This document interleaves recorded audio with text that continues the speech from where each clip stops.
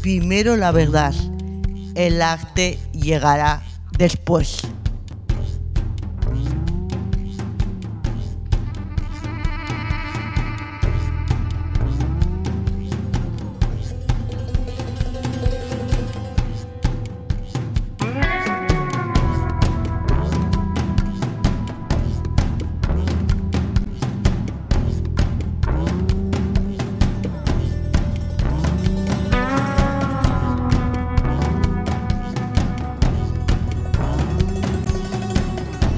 In a little way, people start questioning things. We see people changing in front of our eyes in a way and starting to deny taboos.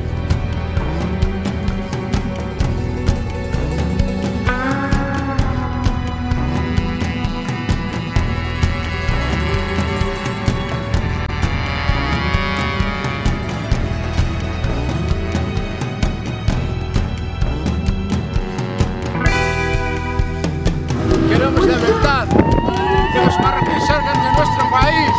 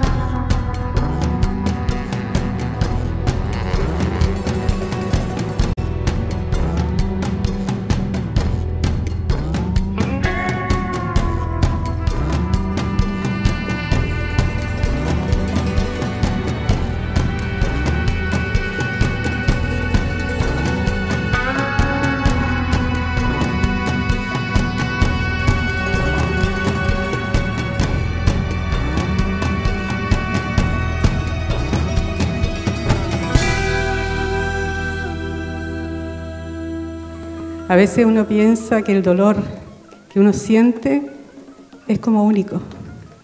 Y me he dado cuenta, a través de todos los documentales, de los sufrimientos del mundo, en los diferentes aspectos. Pero también me he dado cuenta de que a pesar de las dificultades, hay personas que con optimismo salen adelante y pueden vivir sus vidas de una forma bastante digna.